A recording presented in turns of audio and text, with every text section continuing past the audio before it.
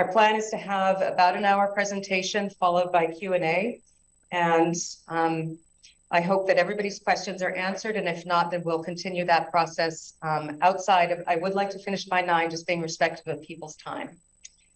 Throughout the alternatives analysis process, we have been working closely with the Recreation Department and Concord Public Works to ensure that this project aligns with the broader town interests at play, including Giroux Park and the Bruce Freeman Rail Trail. Over the next year, we plan to continue public outreach to the community and meet with town boards and committees for feedback and support. Following this meeting, we plan to develop a request for proposals to conduct ongoing community engagement, hydrologic and hydraulic modeling, sediment transport volume measurements, preliminary designs and updated cost estimates, and consultation with regulatory agencies. Minuteman Media is here tonight filming the event and will post it to the YouTube channel in a few days. If you know someone who isn't able to attend tonight and would like to see the presentation, please have them check the Minuteman YouTube channel. We'll also post this presentation to the town website on the Natural Resources Division page as soon as it's available. And with that, I will turn it over to Alex Patterson for the presentation. Thank you. Great, thanks, Delia.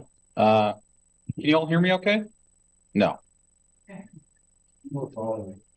Or close to them. Is that better? Okay, everybody can hear me? Not so great or okay? I think it has to be pretty close. Okay. Oh, all right, thanks. So hi, everybody. Thanks for coming this evening. As Delia mentioned, my name's Alex Patterson. I'm an ecologist and EA's project manager for this alternatives analysis for Warner's Pond. So just a pretty high-level overview of sort of the whole process and how we got here. So for those who are at the first presentation, Warner's Pond is a 54-acre impoundment of Neshoba Brook, which is a tributary of the Assabet River, which itself is a tributary to the Concord River. And since at least the 1980s, Warner's Pond has experienced the adverse effects of advanced eutrophication. Primarily, this is reflected in dense aquatic plant growths that cover most of the pond during the summer, shallow water depths, and accumulation of mucky sediments in the pond basin. And those two things together have resulted in impaired recreational opportunities, impaired aesthetics, water quality, and fish and wildlife habitat in the pond. So there's been a number of efforts over the years to address these issues. And in December of last year, the town of Concord contracted EA to prepare an alternatives analysis to assess 3 possible options for the future restoration and management of the pond. And those were removal of the Warner's Pond Dam, a partial dredging project in which the sediment to be dredged would be relocated to a different location within the pond basin. And that was a response to the outcome of the bidding process that prior fall, which Delia mentioned, in which the bids for removing the sediment from the pond and bringing it to a different location were much higher than the available funding would allow.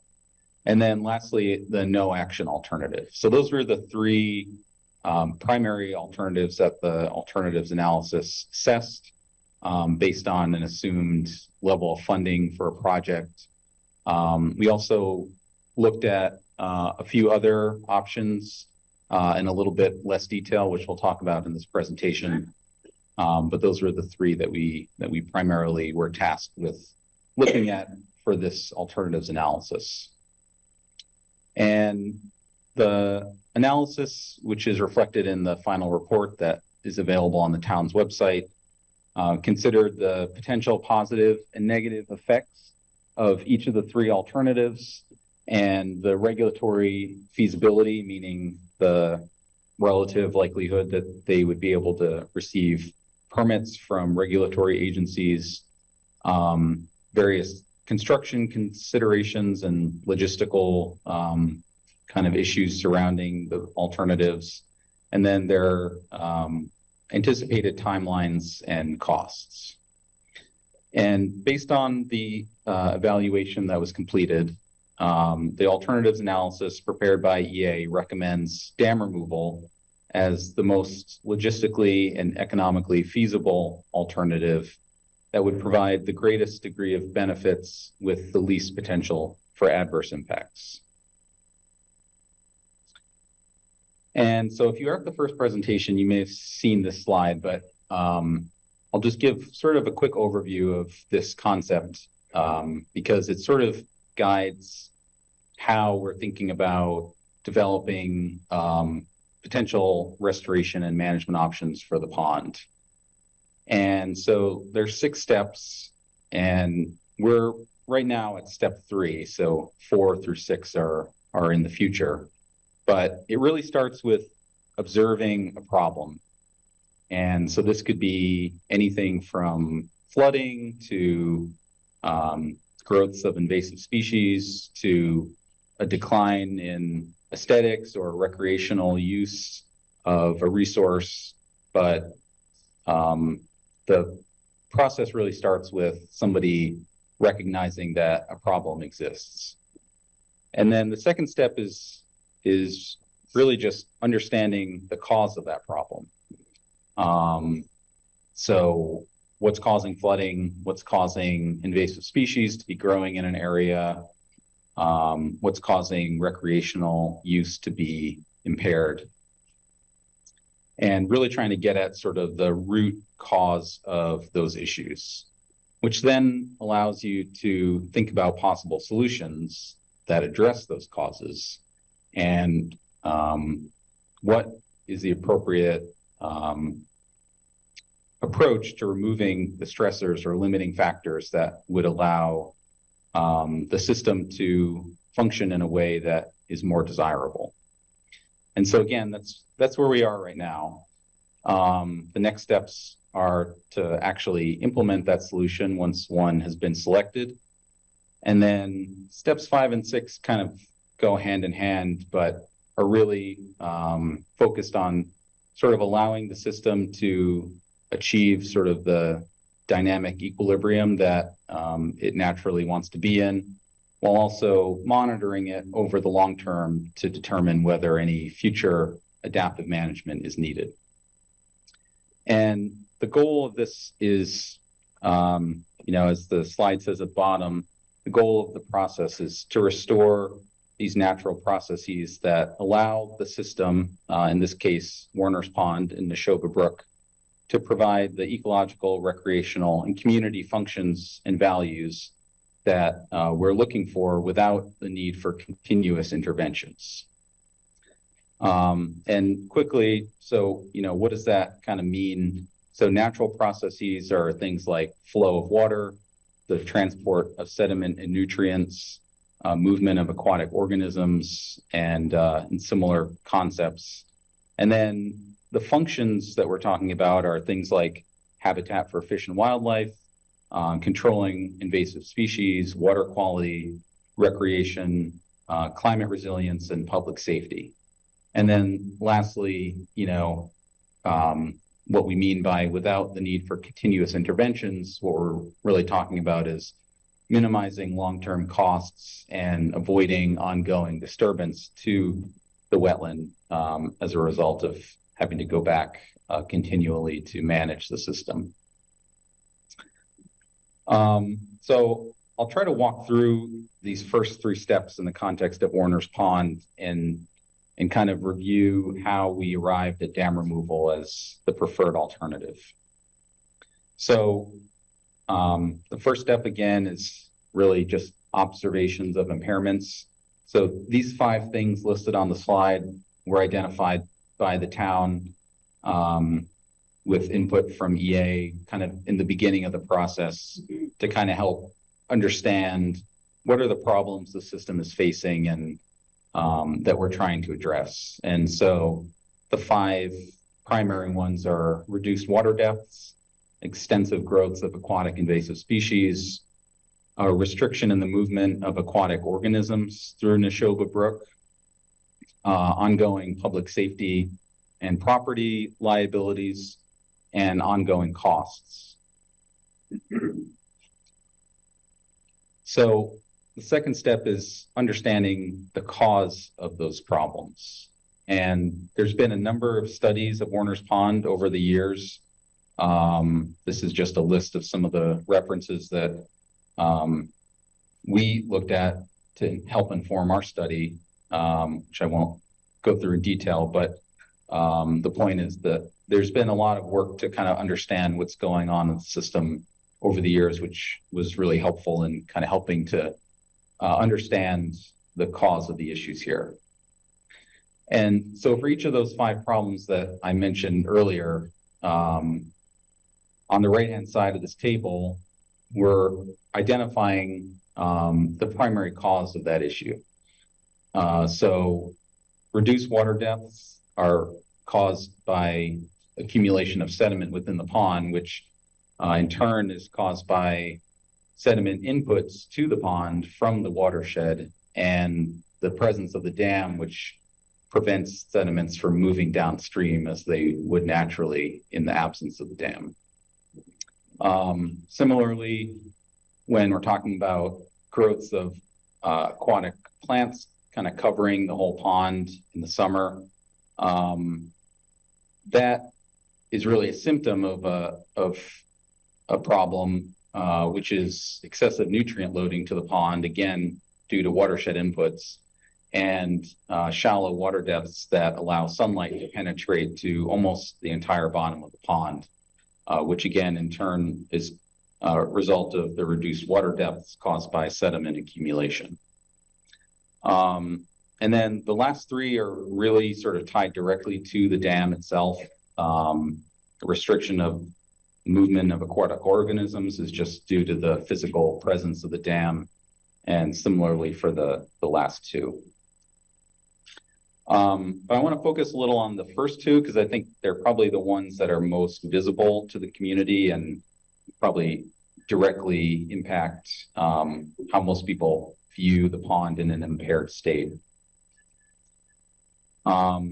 So again, for those who are at the first presentation, this may be familiar, but the image on the left is the Warner's Pond watershed, and then Warner's Pond itself is circled in red. The watershed, I think, is about a little over 600 times the size of the pond itself. And so there's a huge network of rivers and streams within this yellow outlined area that are feeding into the pond, and they carry with them sediment and nutrients that are deposited into the pond, which then accumulate in the pond and basically are trapped there due to the presence of the dam.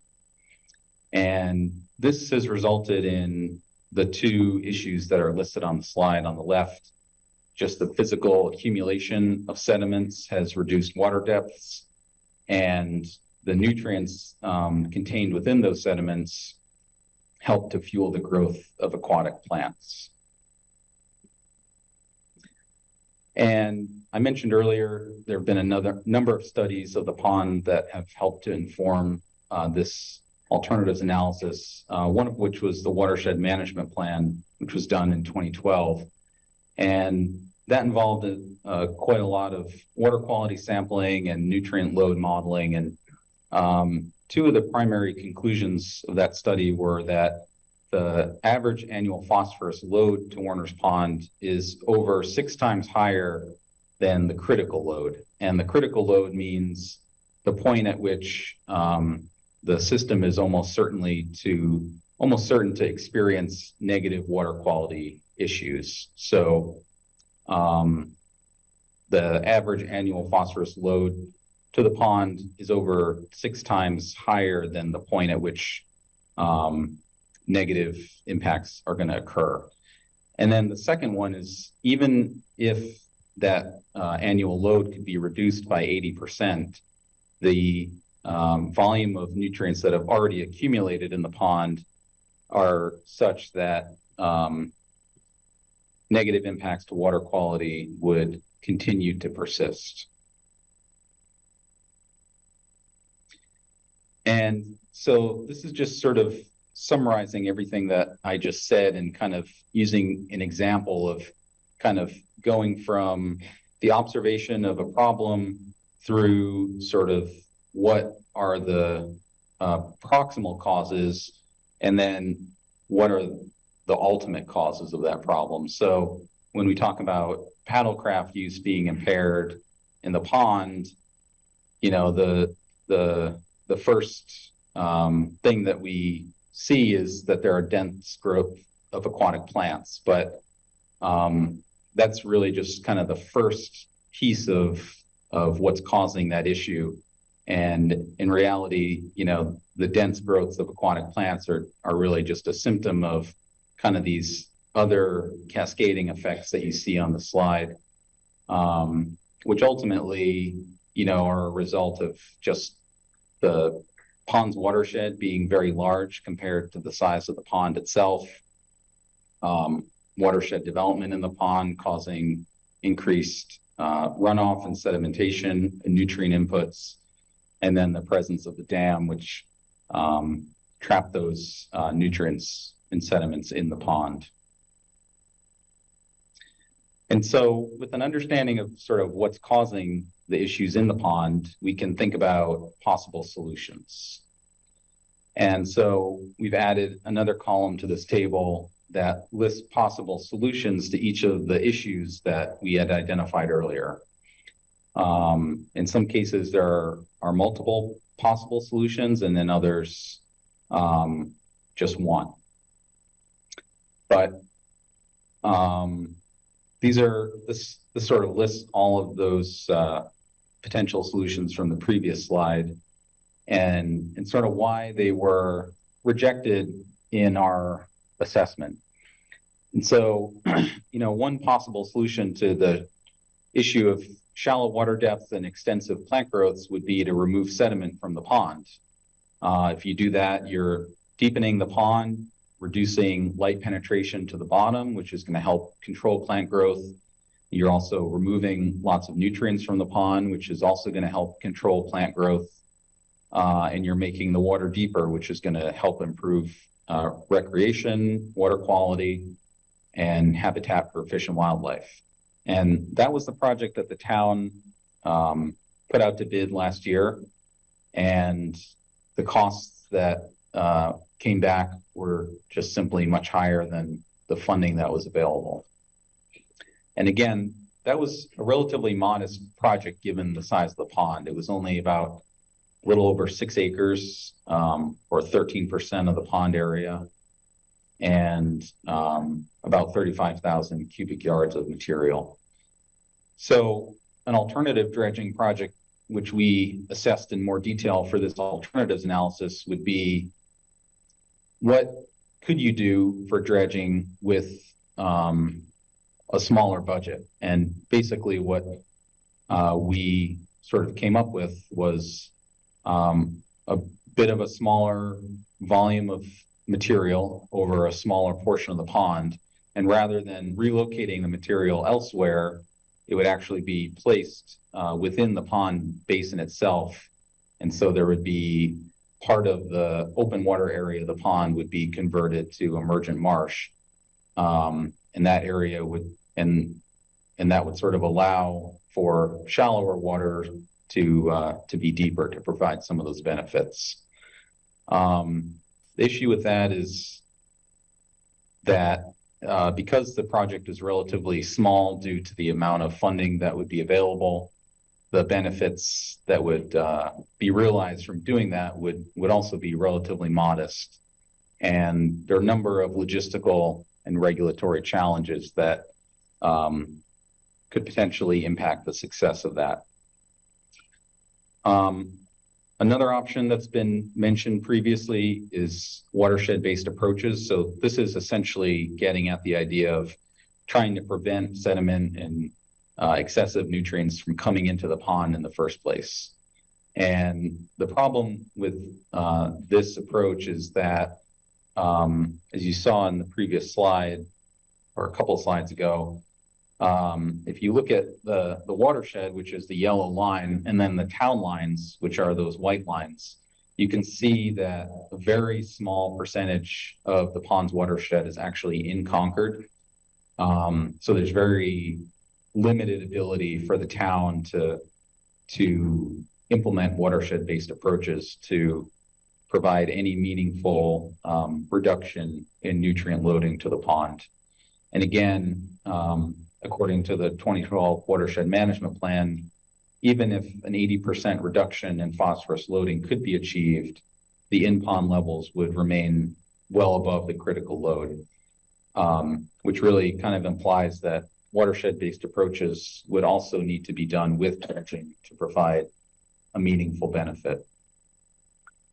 So just continuing down the list, aquatic plant management, certainly a fairly widespread technique used throughout Massachusetts in ponds with dense aquatic plant growths.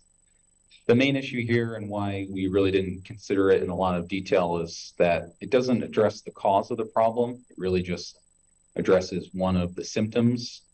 And because of that, it's likely to be something that needs to be sustained in the long term.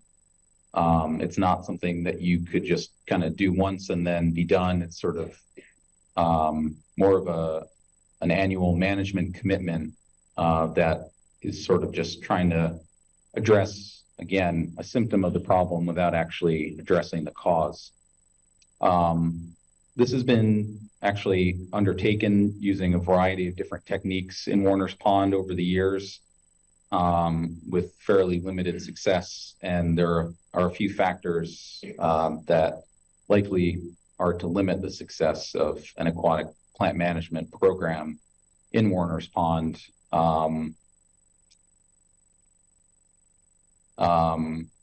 So nutrient activation has also been mentioned as a possibility.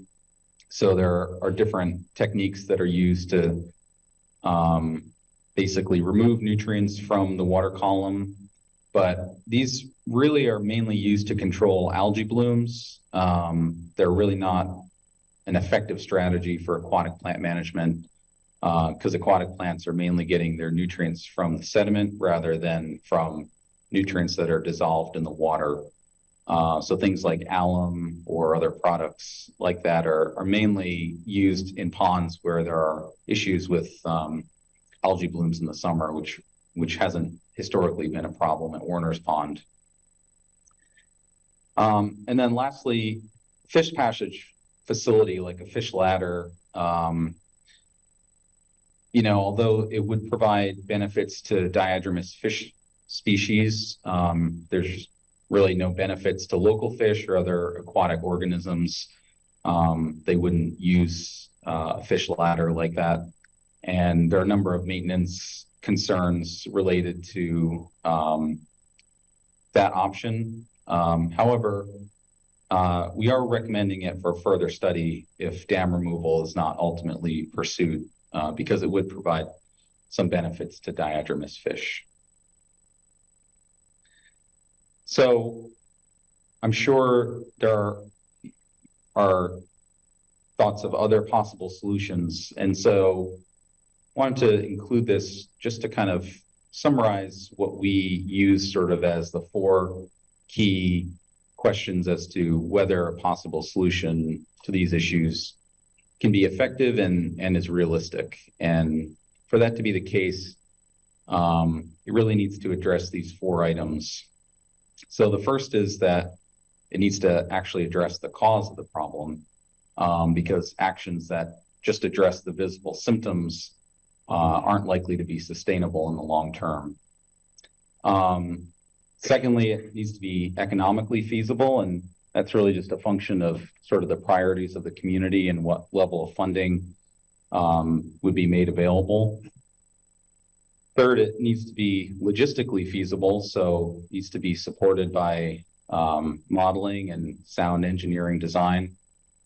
And then lastly, it needs to be permittable. There's a number of things that may check those first three boxes, but aren't allowed by the various regulatory programs that would need to approve any work that happens in Warner's Pond. And so whenever we think about a possible solution, we're always thinking about whether that could be permitted by the federal, state, and local agencies that that would oversee that. And so I'm not going to read through this slide in too much detail, but these are really the reasons why dam removal was recommended as a result of this analysis. These are in the report if you'd like to take a closer look, but as a result of the evaluations that we did as part of this project, we ultimately came to the conclusion that dam removal would be the most feasible alternative for addressing issues at Warner's Pond. And so going into this, we sort of identify these 9 goals with input from the town. And for the 3 alternatives that we evaluated as part of the alternatives analysis, we just pulled together this matrix showing whether or not each alternative would effectively achieve each of the goals. And so for the dredging and filling alternative, primarily achieves the goals related to recreation, but either does not achieve or only partially achieves other goals. The dam removal project would achieve all of the goals, and the no action alternative would not achieve any of the goals. So I'm sure many of you took the community survey that was distributed earlier this year, and we summarized the results of that in our report, at least the ones that we received through March 15th.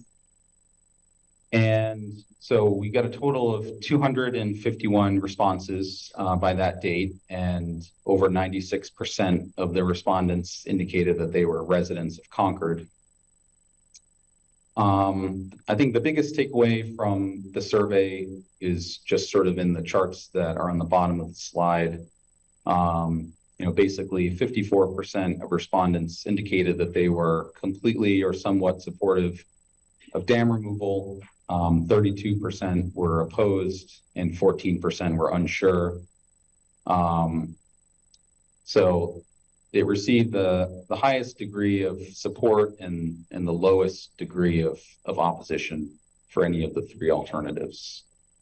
And respondents were able to indicate their level of support for all 3. So, if you indicated that you supported dam removal, you could also indicate that you supported dredging or any combination of those 3.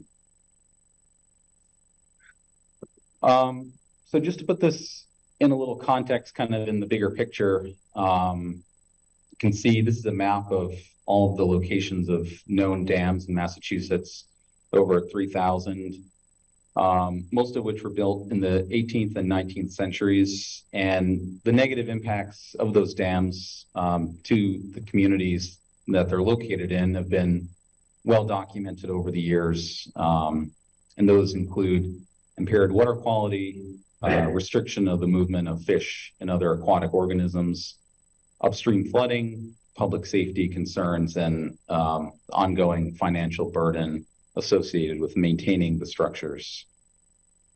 And of course, in the context of global climate change resulting in more frequent and intense storm events, these impacts are potentially going to be exacerbated in the future. So the remaining slides are really pretty much the same from the first presentation, where we talked about sort of the conceptual design of the dam removal project. And so just the overview of sort of what that would entail, over almost 5,000 linear feet of stream channel would be restored through what's now Warner's Pond. Approximately a 40-foot wide channel, which is similar to the reach of Neshoba Brook, both upstream and downstream of the pond, and just a significant increase in new vegetated wetland communities would be reestablished. Recreational improvements that were sort of envisioned as part of the conceptual design include recreational dock at Giroux and observation platforms at Commonwealth Ave and Pond Street locations.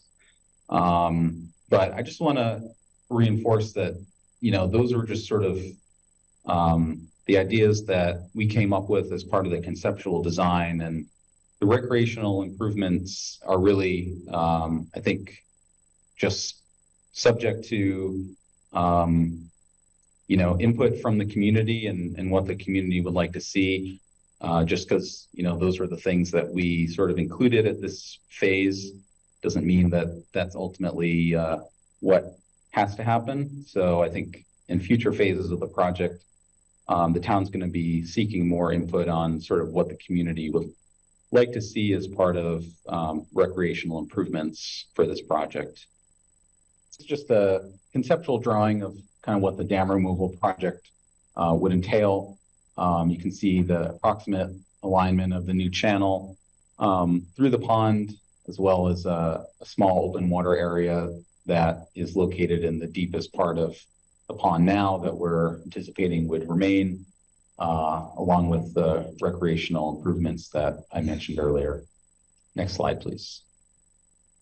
And so this is just a kind of a closer view of where we overlaid the landscape architecture drawing of the Giroux Park on the conceptual drawing for Warner's Pond, showing the location of the dock and the park in general, kind of relative to the new channel alignment.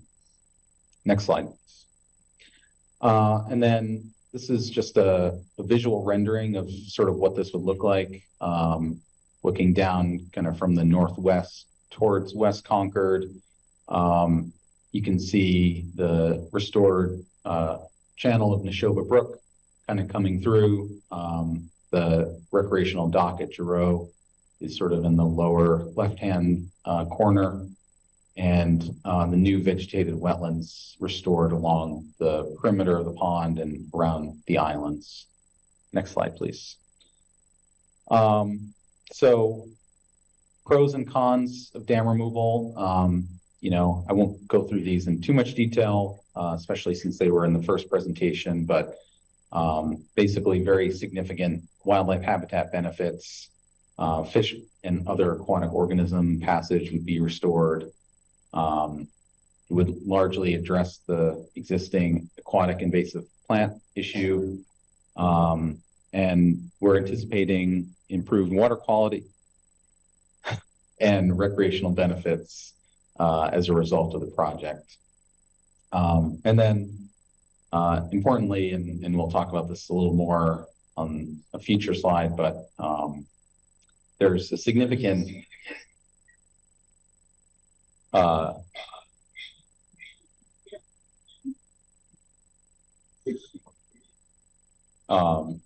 degree of funding available from federal and state agencies to help offset the costs of dam removal projects, which largely is not the case for other alternatives that we mentioned earlier.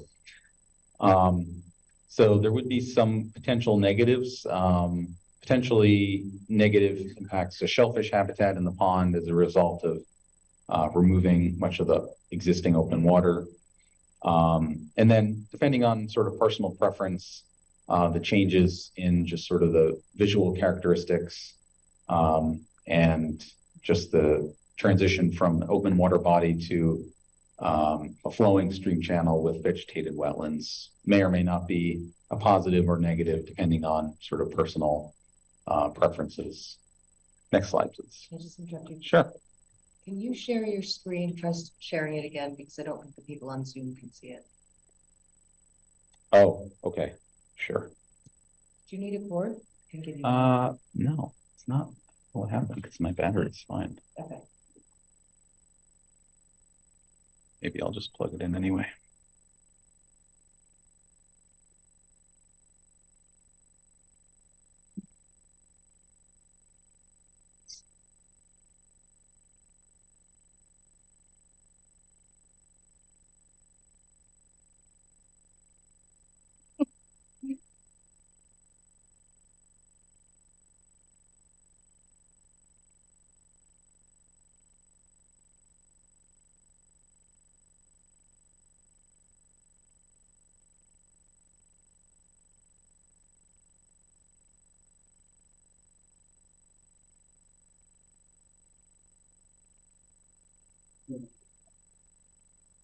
So while we're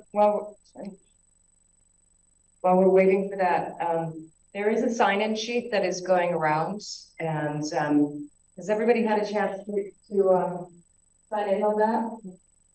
No? Okay.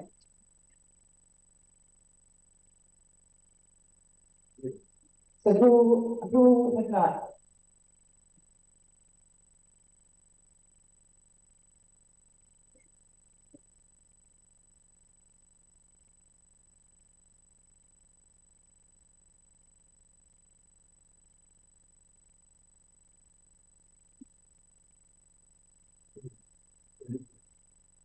And I'll also just point out that this presentation will be available along with the filming of the presentation. A hard copy of the presentation will be on our website as well. We'll be posting that tomorrow so that you can review, or people who haven't been able to come can take a look at that presentation. Yes. Where on the town website? It'll be on the Natural Resources Division webpage. Yeah.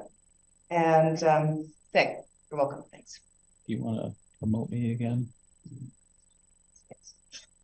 Yeah.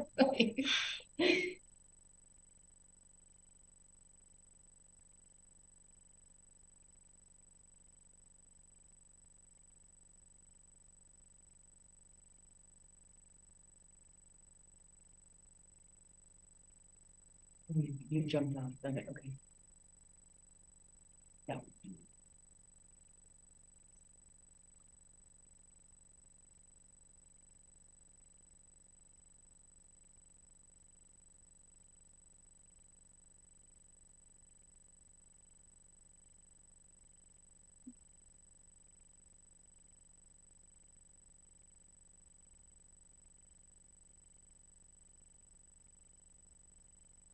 Okay. Sorry about that.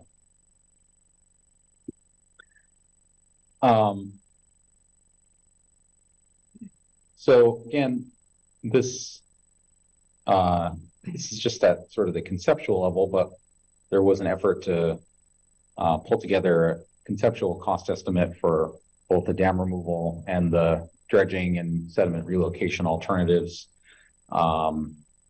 And so the conceptual cost estimate for the dam removal is approximately $2.5 million with a range of about 2.1 to 3.3 million.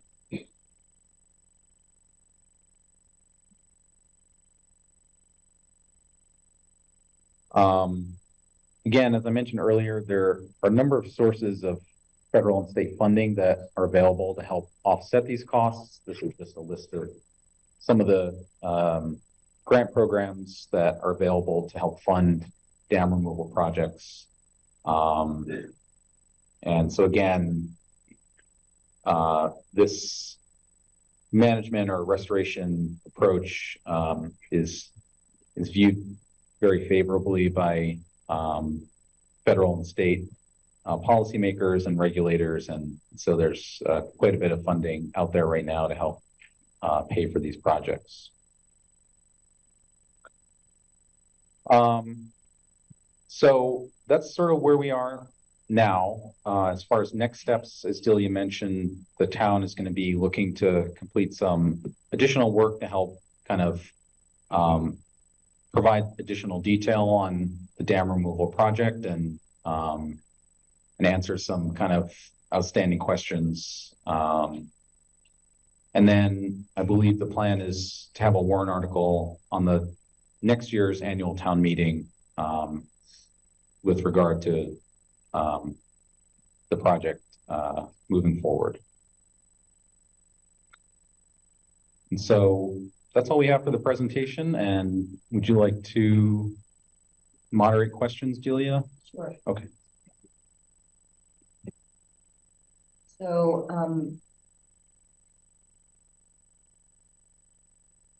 before we do the questions,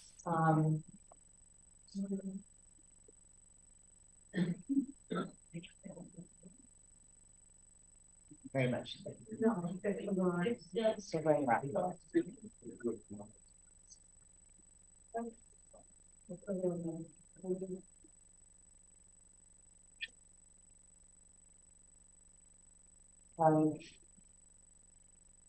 Thanks very much, Alex. And I would like to start with folks here in the audience. We do have a few Q&As on Zoom as well. I think I saw Anne-Marie first hand up.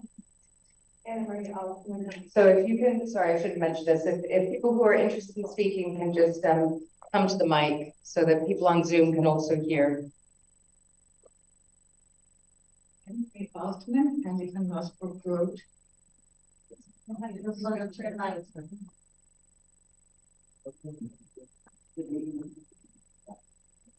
Anne-Marie Altman, I live in Mossbrook Road. I have to admit that I'm forced to project, but I have a couple of questions. One of them is, I'd like to know more about the size of the pond that will remain by the recreational area. I seem to have in my head that it's larger than the size of Macomb Pond, but I don't know if that's true. My other question would be for canoeing and kayaking purposes. Once the dam is gone, how far are people going to boat? Thank you. So I can take the first part of that question. So Macomb's Pond on Lowell Road is about 3.5 acres in size. And it is anticipated that the remaining deep hole near Giroux will be 4.5 acres.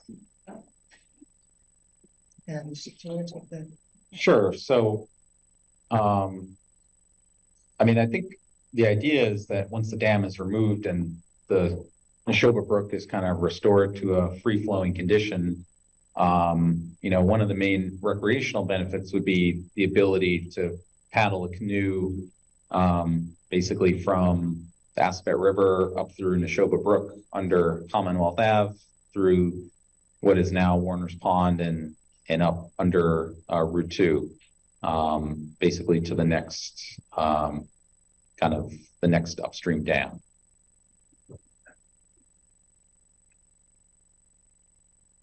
Yes. Hi, Phil Swain, 114 Pine Hill Lane. So I have two questions, but two kind of sets of questions. The first is, what sort of investments have we already made in Warner's Pond recently?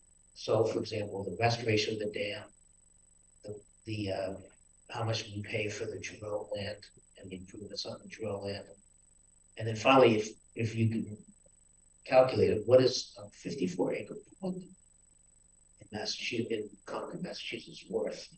So that's the first question, investments. The second question is, what sort of company would we hire if we did do a dam removal? And do we know who that would be? So in response to the first questions, I will get back to you on that. And I will put that as an answer on our website so that if others in the room are interested, because I mean, I can give you piecemeal answers to, you know, I don't recall what we spent for Giroux, but I do know what we've spent on the Warner's Pond restoration project so far. Just how does that compare? Like, how does the amount we spent on the restoration compare to the $2.5 million to take it down? How much did we spend on Giroux compared to, I don't know, $5 million? Was it $5 million or $3 million? That is Giroux and the buildings that we built out there. And it doesn't. And those are numbers that I don't have off the top of my head, but that I can get you. I don't know that I can get you what is the value of a 54-acre pond. I'm not sure that I can. No, I understand. That's very good. That's very good. But I will post the questions, those monetary responses. And your second part of the The question. second question was, what sort of company contractor would we hire to do the dam removal? Yeah, I mean, there are a number of firms that operate in Massachusetts that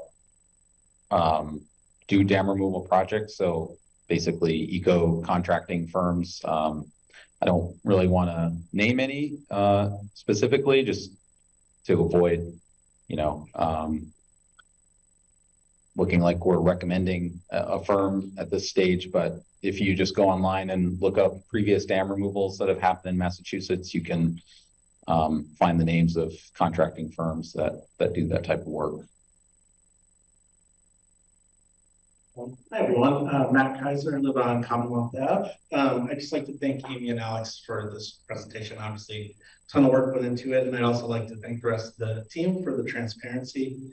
I think the transparency is really important in this. And I'd also like to thank Delia in particular for answering a lot of my questions and also for assuring me that we will be voting on this next year, which I think is great. I really hope that this commitment continues. I think this is a very difficult decision, and I think people need an objective review of the pros and cons. And I have to be honest, I'm a little worried that I don't feel like we're getting it. Just a couple examples. Maybe you guys are familiar with the different kind of fishing than I am, but usually when you drain a pond, it doesn't increase the fishing opportunities. So it's just things like that, that it just sort of concerns me a bit, and protecting public safety, that the dam may flood and fail, but it's a fairly new dam. And so I think there's just a lot of questions that I see as I read through this report. And I feel a little bit like this is a bit more of spin than it is an objective. I'm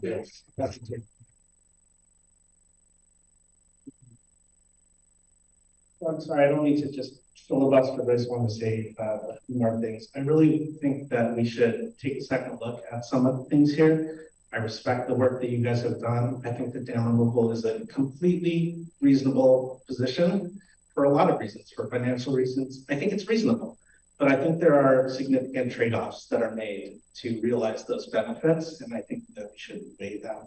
So I'd like to really ask for a promise tonight, and that is continued community engagement, but a true commitment to that. And a second look at some of the proposals, in particular that chart with the red and green, I took particular umbrage to. And I also would love a commitment that when we do vote on this at town meeting next year, that it is a single issue warrant. It is not bundled together with other things. It's not part of the consent calendar. It's a single issue up and down thing that we can all decide on together. Because I think this is a very important decision to make. It's pond that's been a part of our town for many, many years. And I think it's something that deserves all of our voice. And so that is all I have to say. Again, thank you. We're all here. We're not going to do this on a popularity contest. If we can just have a discussion and let people speak and hold the applause. Thank you. Hi, Anna Feldwig, Commonwealth Avenue. I am not in favor of dam removal, but I am in favor of more information about partial dredging, possibly with a fish ladder or of some version added in, because I think we haven't had a clear answer yet to how long the partial dredging would last. Because if the pond took 170 years to get to this state, and we could do a partial dredging and get 75, 50 or 100 years of good open water where people can really use the pond, which was the original request of the pond of the town, was help us improve the pond. It wasn't help us get rid of the pond. So we really do want to make sure that we've exhausted all the alternatives around preserving the pond before we move into getting rid of it. So I think that is an important piece we're missing, and the fish ladder piece, like, could we do something there? Because some of the other dams between us and the ocean exist with fish ladders, and people seem to be okay with that. So I think we should just find out more about that as well. Thank you. Good evening. Thanks for the presentation. Jeff Collins, 55 Highland Street. I'm also on the board of ORS, the Regional Watershed Association, and I'm speaking on the board's behalf. We've prepared a statement submitted to Delia. I have a few copies if anybody's. Yeah, I have a few more copies if anybody's interested, but I'd just like to summarize the points here. The purpose of ORS is the protection, improvement, and preservation of the Assabet, Concord, and Sudbury rivers and their tributaries and watersheds for the purpose of public recreation, water supply, and wildlife habitat. Based on this purpose and our review of the alternatives analysis report, ORS supports the report's conclusion that the dam removal alternative is the most technically and economically feasible restoration alternative. We support the conclusion based on restoration of fish passage, improving water quality, and enhancing recreational opportunities. As we know, fish passage is a priority of many state and federal agencies, including the State Division of Marine Fisheries, which looks at dams and asks whether they can provide fish passage. Right now, Talbot Mills Dam in Billerica blocks fish passage to Neshoba Brook, but when that dam is removed, as is planned by 2025, the division will be looking at dams such as Warner's Pond and could, move in the direction of asking for fish passage there. And the alternatives analysis demonstrates that dam removal would provide the greatest benefit for fish. Warner's Pond Dam reduces water quality. Based on our data, we show that dissolved oxygen, critical for all aquatic wildlife, is reduced below the pond relative to above the pond, and that the water heats up as much as 7 degrees Fahrenheit in summertime by sitting in the pond and shallow pond warming up. Given those effects of the dam, we feel the regulatory feasibility of dredging and filling alternative is doubtful. The alternatives analysis notes that dredging would require a federal 404 dredge and fill permit.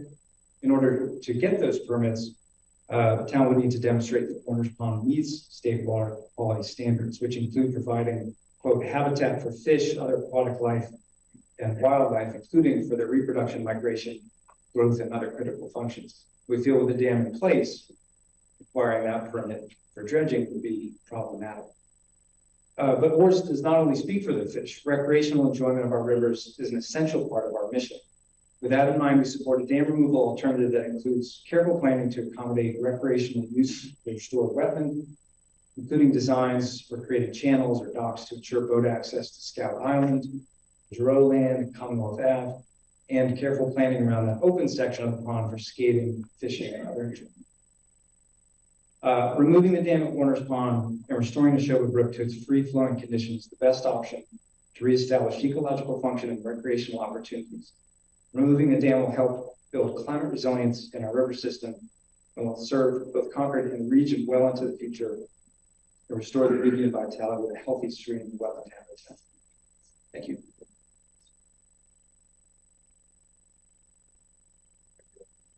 Frederick Williams, 196 Wright Road. I've actually had the pleasure of basically being on Wright Road since 1970, so 50 years or so, recreating on the pond. And I was in the process of trying to put together a quick article for the Concord Bridge, and things being what they are, I ran out of time, which kind of sort of brings me to the point. Why are we in such a hurry to rip out this dam? The reality is that this dam has been around for a while. We've started with the Giroux property in 2018. We went full bore with regards to trying to figure out dredging opportunities, recreating, doing all that type of stuff. And when all of a sudden the bids come back high, we're now all of a sudden within a period of a few months looking at ripping out a dam, and for what goal, what end. Now, a lot of what was discussed earlier too was the fact that, fish habitat, fish migration, and everything else. Recognize that from basically the mouth of the acid bed all the way up to the first dam, it's only about 300, actually I got numbers here. About 380 meters. It's only a quarter mile. From the dam, following that exact path, which I did on Google Earth, to the next dam, okay, is approximately 3/4 of a mile. That next dam is beaver dams. We have several beaver dams and very, very active beaver population on the Neshoba Brook and within the population in that area. And what's not been addressed is what we're going to do about that. So what do you really gain? 1 mile, less than a mile of really habitat for these migratory fish, which, by the way, on the Talbot Dam, which is going to be impending to do, there's a recent article from Bull Sun, May 11th, I believe it was, saying that the town of Billerica is now going to fight the removal of the Talbot Dam. So I would suggest reading that and then see what that duration is. If it's a 5-year process for permits, fighting the town, doing all that type of stuff, we still got 5 years before we have to worry about the migratory fish that might happen to swim up the Aspect River, that might want to go through the Neshoba Brook. So we need to consider the fact that we do have time, and what is the rush? And I think to a lot of the gentlemen's earlier discussion is that we want to make sure that we're doing the right thing for the town.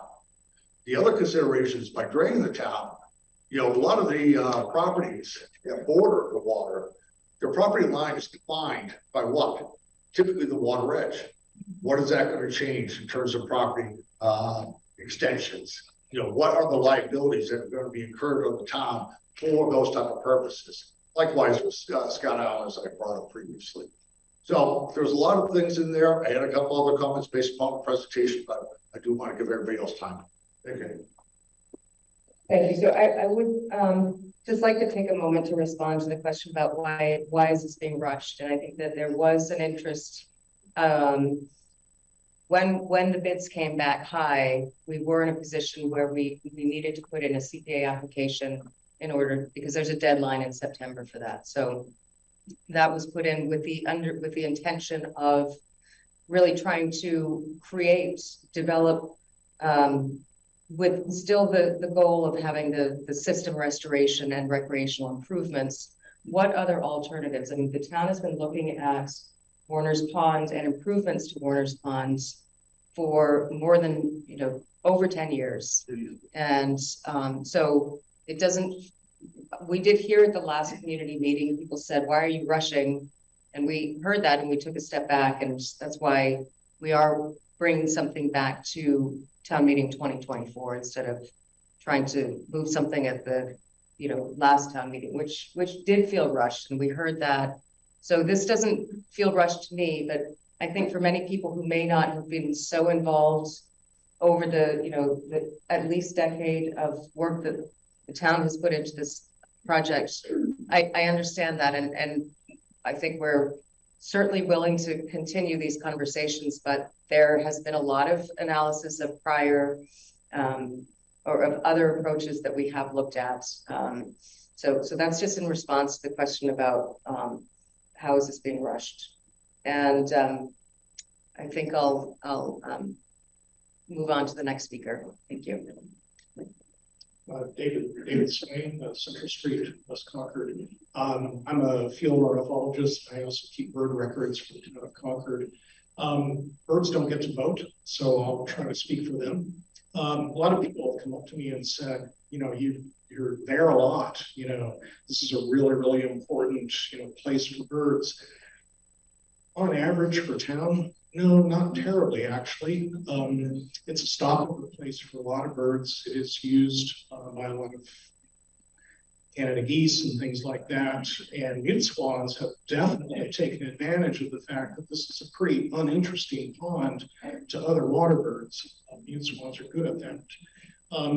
In my observations over the last 10 years, the parts of the pond that are used most often by birds, migratory, occasionally something rare like a black tern or something like that might come through, is the west section and the north section of the pond, which, if you look at the map, roughly corresponds to the hydrological flow of the dam removal concept drawing. Not necessarily endorsing the dam removal, but birds are not interested in the east part of the pond, which has the most interest for recreation. So we have, in fact, a dichotomy here. Ecologically, removing the dam, allowing Neshoba Brook to become a brook again, and allowing this pond to revert back to what it's already doing, that is a naturally forested meadow.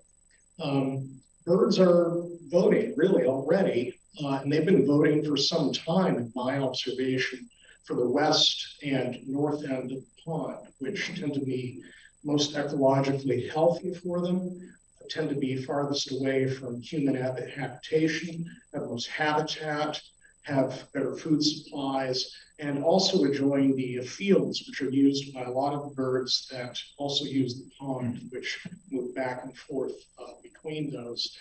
So not necessarily taking a vote on which proposal I would favor, but right now I think birds would really favor a less perhaps a water surface area, but higher quality water surface area.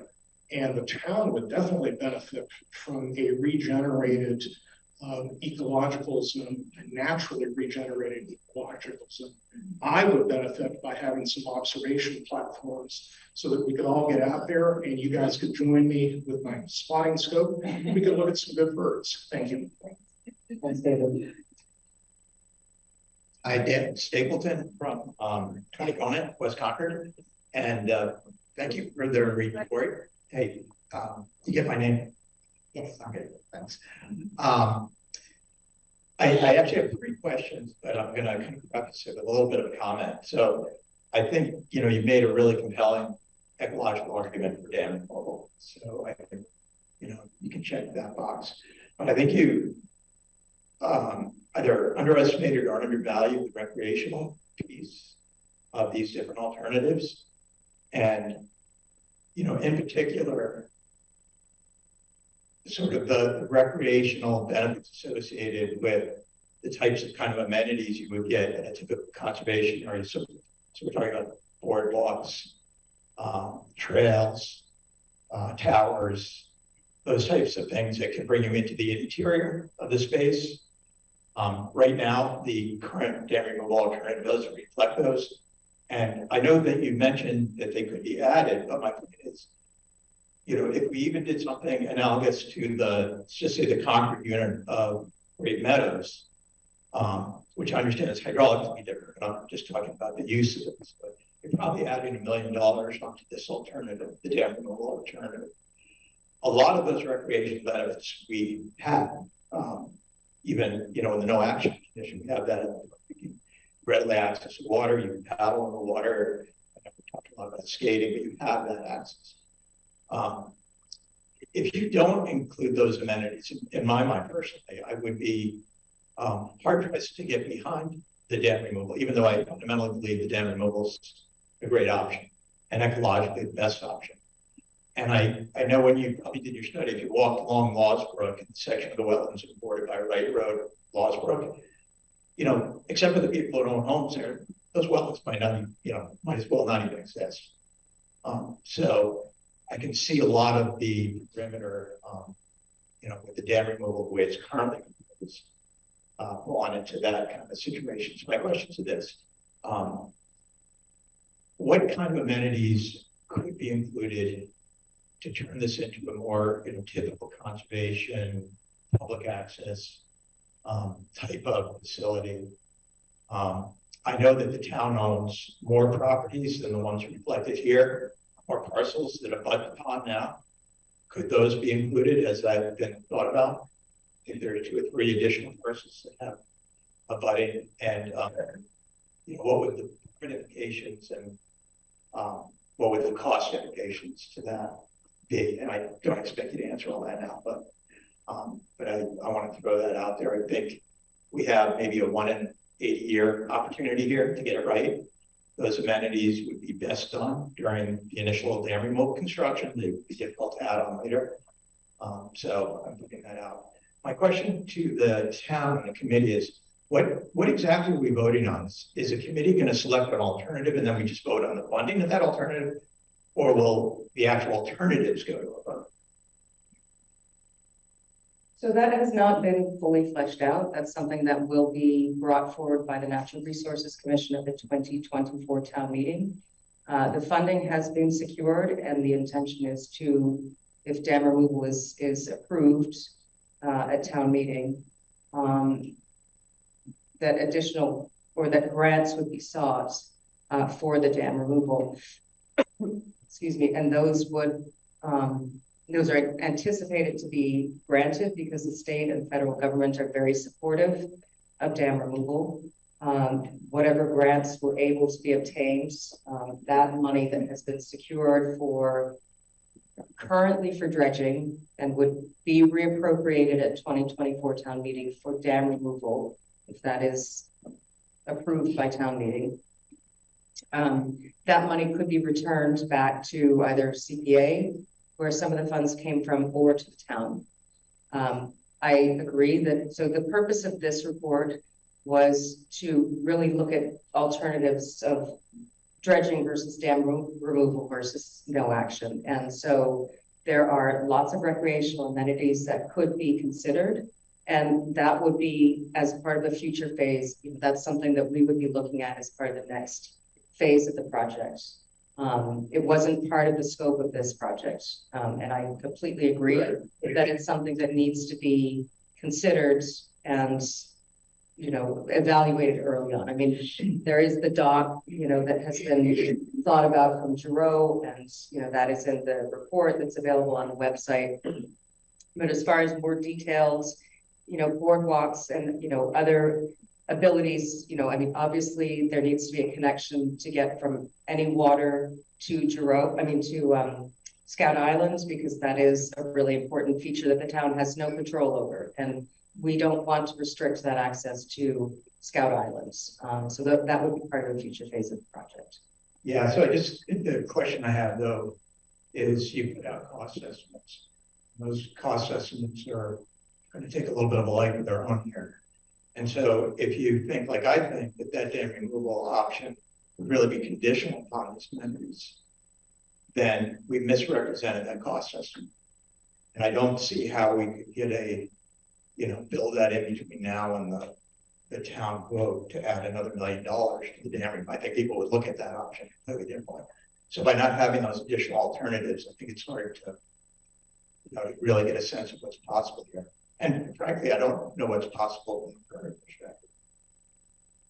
I mean, I think that, and I don't know if how the town overall would feel if that was turned into a real conservation property, you know, as opposed to just a isolated dwellings. Thanks. Thank you. Holly Scott, 17 Pond Street. Ditto Matt on Commonwealth. We said a lot of things that I was going to say, but I'll keep it brief. I'm not an ornithologist, but I have lived on Pond Street for 15 years. And I can tell you that swans and other birds do come down that side of the pond as well as by the dam. But I would like to ask the town, I think most people would love to keep the and obviously there's issues with that. But so I would like to ask the town to reconsider options, to consider hybrid options, to consider sediment capping, to consider using the alum for helping with keeping, you know, the phosphates away. I think to look at just one solution is not doing the pond justice. So I'd like to ask the town to go back to the drawing board and look at hybrid approaches so that we could keep the pond as it is. Thank you. That's fine. I'm Paul Rizzo. I grew up basically on still live on Boswick Road. And just have two quick questions. A gentleman touched on it earlier. Yeah, I spent a decent amount of time out on the pond the last 2 weeks. And the northwest end where the Neshoba Brook flows into Warner's Pond, you used to be able to, you know, take a rowboat up there. The beavers have it pretty well dammed off. The main flow on the left is basically still now. There's no water flowing through there. And the other two are flowing over the beaver dam, but the flow is not good. And I'm wondering if that's contributing to the pond not getting flushed out properly. And will it continue to be a problem? You can't even, I had to take my kayak and get out and lump it over the beaver dam to get up into the Neshoba Brook. And I imagine if it's like that, they're going to have a field day with it. And beavers are great creatures. I love them. But I'm just wondering if that's really contributed to what's going on. Thank you. I just want to just offer a quick response to the prior comment about looking at other alternatives. So for those who haven't, I would encourage everybody to take a look at the watershed management plan that was prepared in 2012, because that did actually look at quite a number of different alternatives for management of the pond. And then the report that EA just prepared recently, again, looked at, in addition to the 3 main alternatives, also considered some of the other options that we presented in this presentation. As far as, you know, whether beavers are contributing to the issues in the pond, I mean, you know, I don't think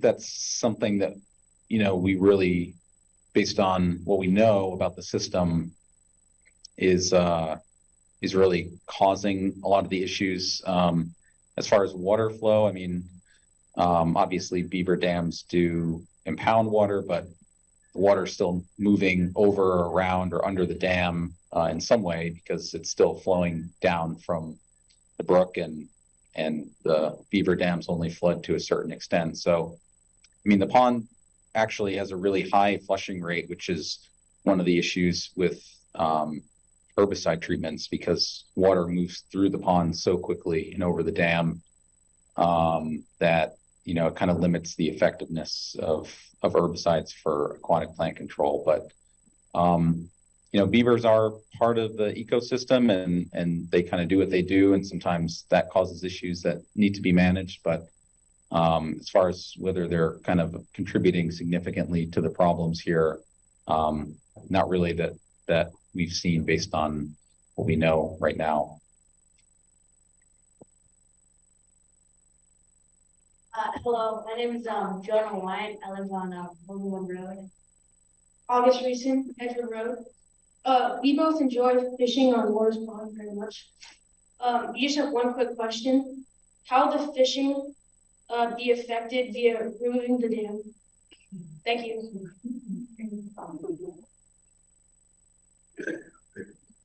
Sure.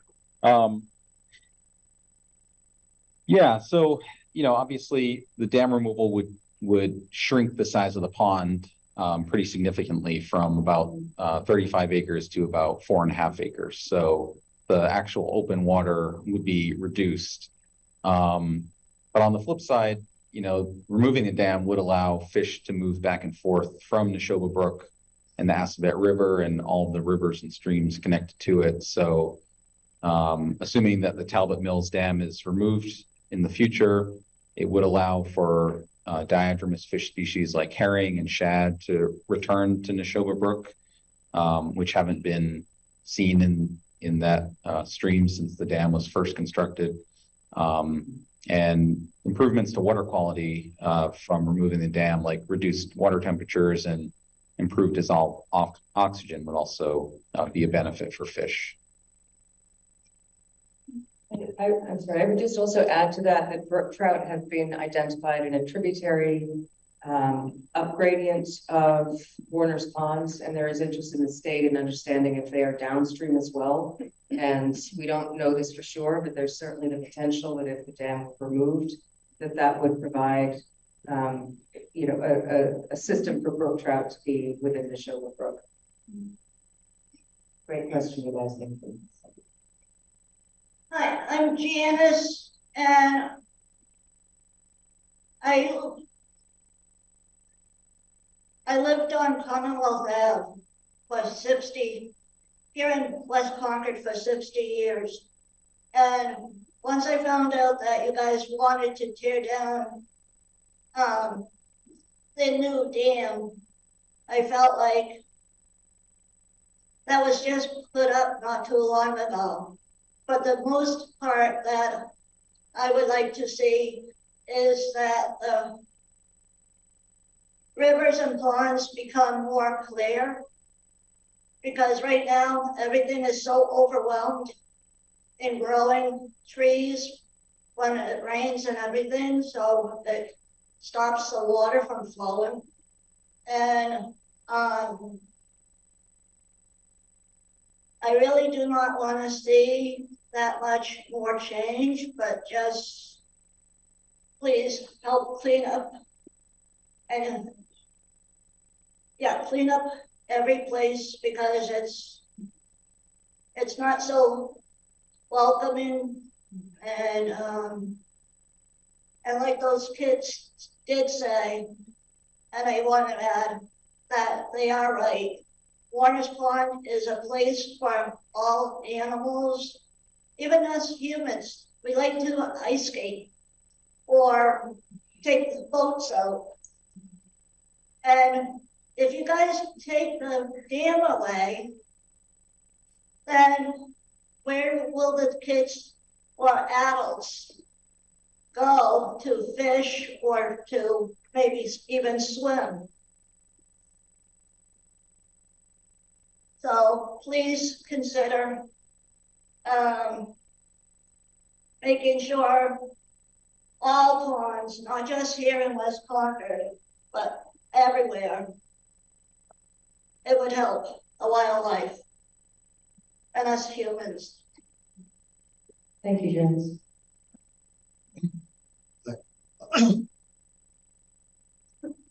I'm George Tisdale, resident of Concord for about 54 years and a butter for almost 40 years.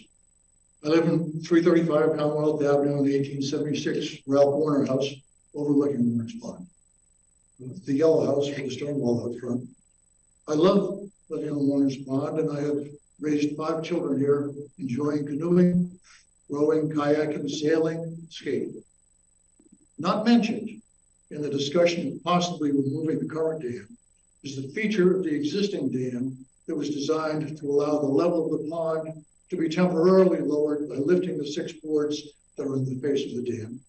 The concept was that the level of the water could be periodically lowered to allow the pond bottom to dry some so the pond could economically be cleaned of encroaching vegetation by bulldozers or similar equipment rather than wet dredged. The boards would then be replaced and the pond would be refilled. This aspect of the existing dam has never been used. The cost of doing so is not clear to me. However, it appears that 2 to 4 men could lift the boards one by one, store them securely nearby within a few hours. The cost for this might be as high as $1,000, another $1,000 to replace them when that was appropriate, a month or so later. After allowing the muck to dry for reasonable periods, say 3 to 4 weeks, the dried bottom material could be removed and used as soil in the adjacent cornfield or sold as fill.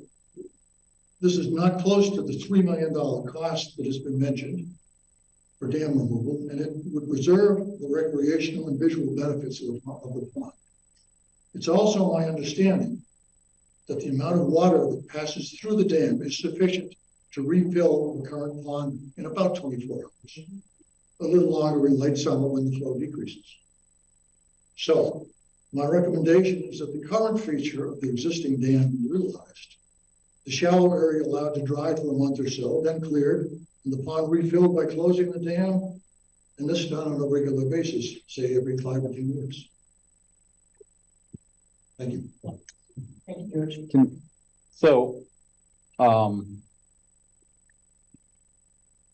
so what you're describing is kind of 2 different things. So, drawdown is a fairly common technique that's used to control aquatic plant growth in ponds. And basically what that entails is lowering the water level in a pond, usually in the early winter. And the pond is left that way throughout the winter and then allowed to refill in the spring. And basically what that does is exposes portions of the pond bottom to kind of the freezing air temperatures that happen during the winter, which, the idea is that this kills the vegetation within the exposed area. And then when the pond is refilled, those areas that have been exposed are have less dense plant growth. So that's actually something that we do talk about in our report. And there are a number of, even though it's a relatively straightforward thing to do, there are a number of different considerations that impact how successful that is as a plant control technique. And, if you'd like more information on that, we do discuss it in the report. So, but it sounds like, what you're describing is really a dredging project where the pond would be drained and then sediment would be removed and relocated somewhere else. That is correct. After it gets a chance to dry some, it becomes less potent. Yeah. So, I mean, I think that whole process involves, a lot more steps than sort of just removing the flashboards and driving excavators in and removing the sediment. I mean, there's part of, the reason that the dredging project that was put out to bid last year wasn't able to move forward was the cost of actually taking material out of the pond, allowing it to dewater and then trucking it somewhere else is very high. And just removing the flashboards to allow the water level to go down is probably not actually going to drain the sediments that are exposed to the point that they could just be trucked away, or even allow excavators to drive on them. But so it's just a fairly complex process. And the 2017 dredge feasibility study does talk about the option of dredging the pond in the dry, which would basically entail what you're saying, but it's not as simple as just kind of something that could be done every 5 years with minimal effort. It seems to me that the effort and cost in trying it once might be well worth it.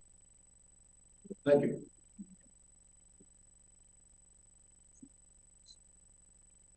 So I'm Elizabeth Eupitis. I live in Bedford Commons. I have not lived here long. I feel lucky that I moved in time for this discussion because I've been an environmentalist and a lover of nature for 60 years. At least I'm 76, so at least that. And I spent 6 years living in national parks. And I think my sense is that I don't like cement dams, but now we have so many beaver dam analogs that are successfully employed. Connecticut, Western Massachusetts, New Hampshire, all over the west and the northwest of the country, and that setup that allow a more ecological stoppage and generally, and you can limit the level of the lake. You can change the level of the lake because of the drainage. I would just recommend that everybody here reads Beaverland and Eager are the two easiest books about beavers to understand their power that they have. And they are a keystone species, and I'm so glad we already have them. And the dam that's coming into the pond is easy to put the beaver dam levelers in so that it keeps it going where it should, and it doesn't back up and it doesn't flood things. So I would definitely, for everyone here, if you're interested, read Beaverland and Eager, as in Eager Beaver. And tomorrow morning at 10 o'clock, a whole bunch of us who just read Beaverland in the Fowler Football Club are meeting at the Commonwealth boat launch and talking about the pond. And any of you come at 10 o'clock. Thank you. Thank you very much. So I know that we have people who are on Zoom who have some questions that they're looking to have asked. I think we've got 3 more people at the mic. Actually, we've got more than that, but we are going to stop at, we're going to hear 3 more at the mic, and then we're going to go to, I'll read off the Zoom Q&A.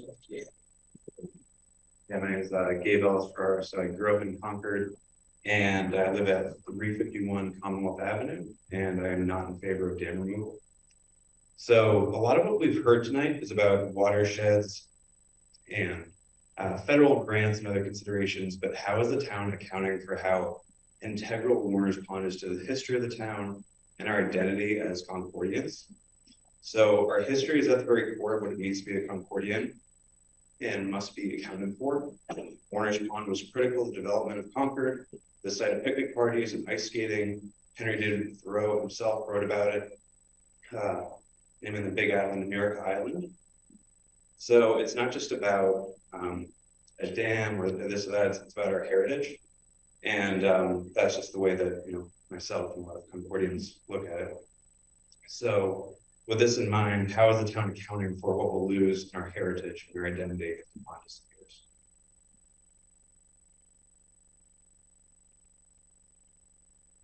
Pam Rockwell, 1810 Main Street. I wanted to talk about why now is the time to worry about this, and why dam removal is actually the really best option, because now is the right time for that.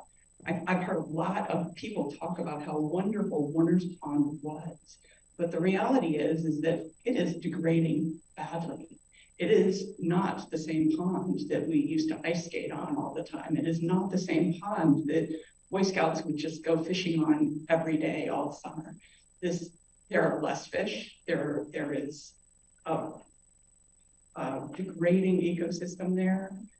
Basically, this is because of the water quality. I know we're talking about the water quality like it's not the important thing, but the phosphorus, the temperature, the dissolved oxygen, that's why the trout are not in Warner's Pond. They're upstream where it's cooler. That's why the plants are overgrowing where they are and getting in the way. If we dredge, we're not going to solve the water quality problem there. We are just doing something that's going to renew our problem every few years as the sediments fill in. One big storm could take out an area where sediments have been relocated to and move them back into the mainstream of the river. The mainstream that would not be affected by drawing down. So it would still be a shallow area that would be a problem. We could be dredging every 3 years. We don't know that. Yes, maybe dredging would solve a problem for 10 years, but maybe it will happen the year after we do it. So if we want to spend money on dredging, we're going to be dredging. We need to think, well, this is what we have to do all the time. Or we need to find a way to move the sediments off the site. And that, whether that's drawing down to remove the sediments or moving the sediments as part of a different kind of relocation project, that's going to cost a whole lot of money. And it isn't going to solve our problem. It isn't going to solve the problem that there aren't the fantastical birds hunting the cool fish in this river, in the pond, because those fish aren't there anymore for them to be attracted there. And yes, there are birds and there are some fish. But if we were to open the channel and get the migratory fish back, we would have fish that feed the bigger fish. And we would have fish that feed the birds that like to hunt there. The system could be restored dramatically. I think we've had this sense that if we remove the dam, that the things that we love about Warner's Pond are going to go away. And yeah, our houses are going to be a little further away from the pond. But what's between us and there, we have the ability to actually use some money and engineer that so that there are access channels. So there are shallow areas that will freeze over. You know, I can't solve global warming and make it so that it will be cold enough to put ice huts there to be doing ice fishing in the winter anymore. But I think we can probably make sure that there are some shallow areas that will freeze over that have public access.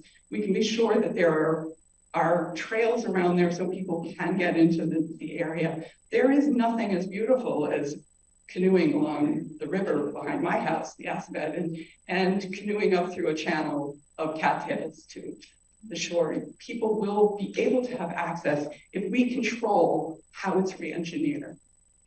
And I want to point out that when we rebuilt the dam in 2009, in 2007, a dam failed in Taunton. And we were told, rebuild your dam.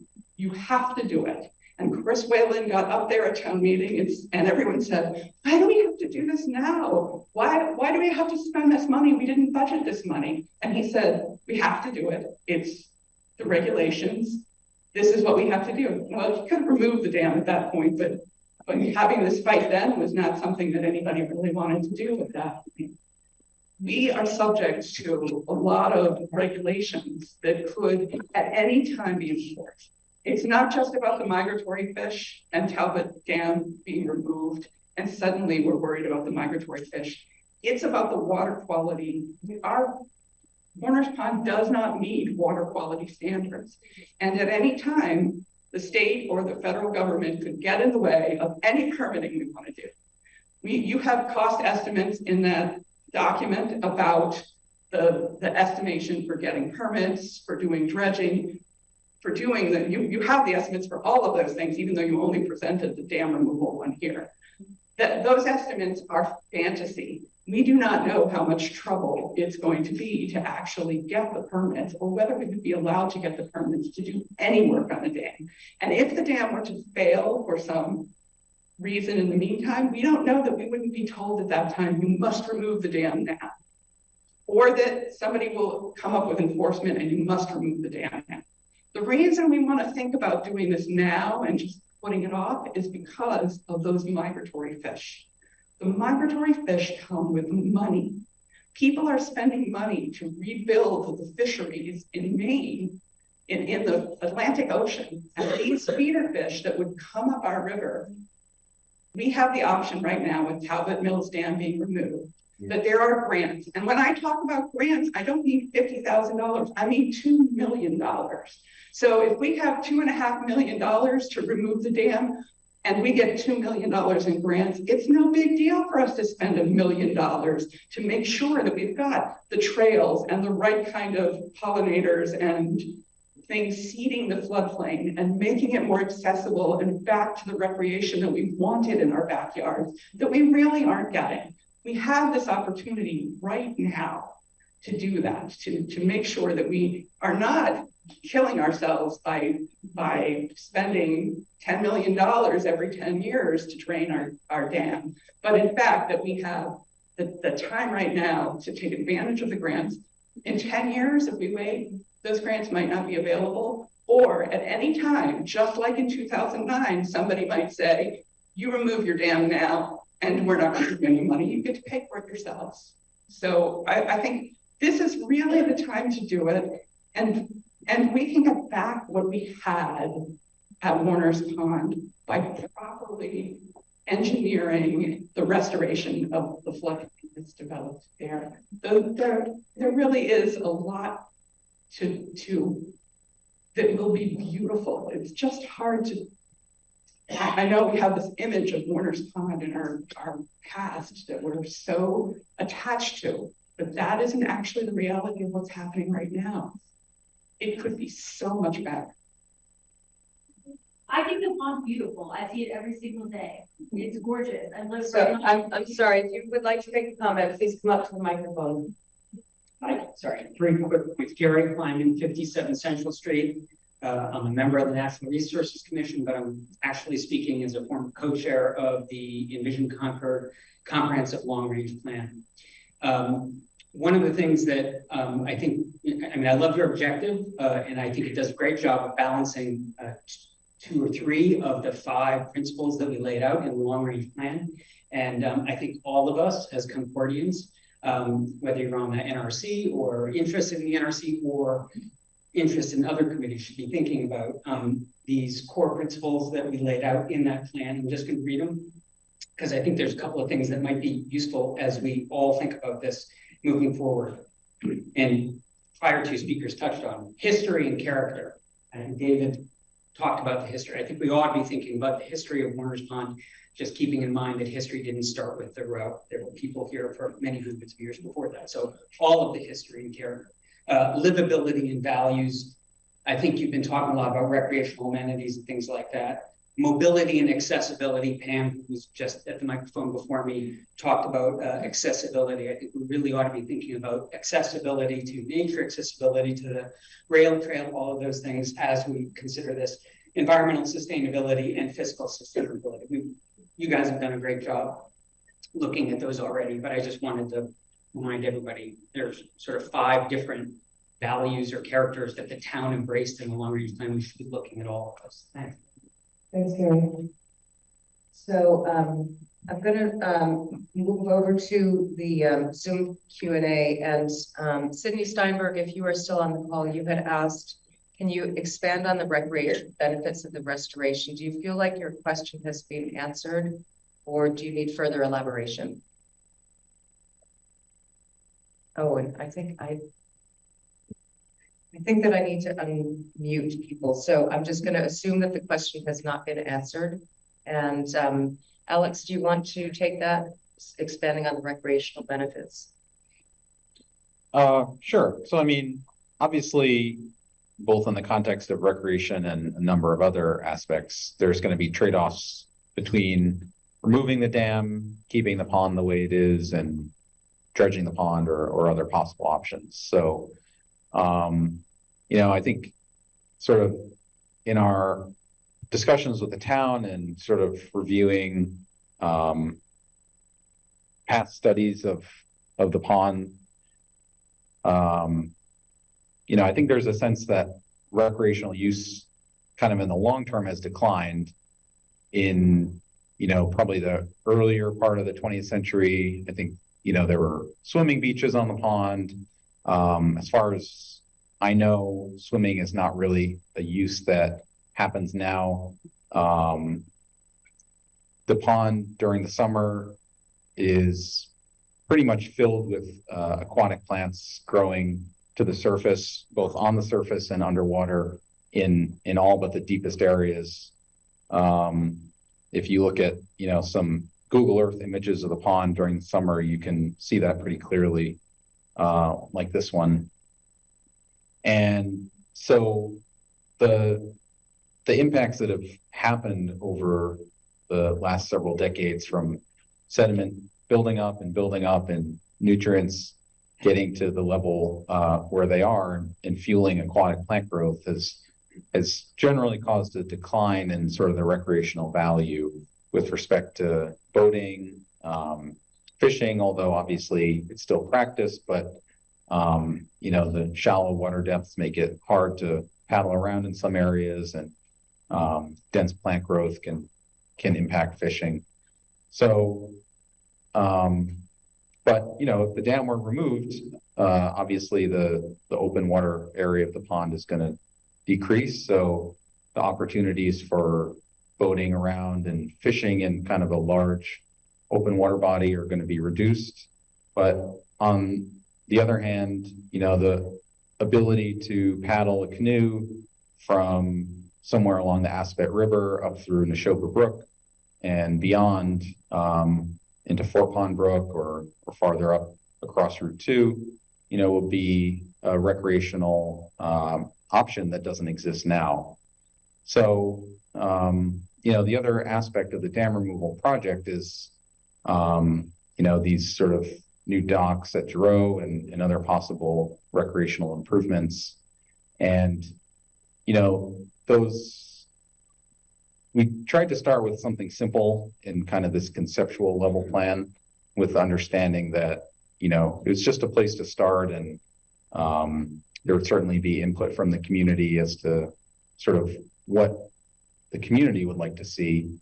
I think one of the benefits of dam removal is that because there is this significant grant funding potentially available, some of the other funds that have already been appropriated could be used to expand the recreational improvements in a way that may not be possible for other options.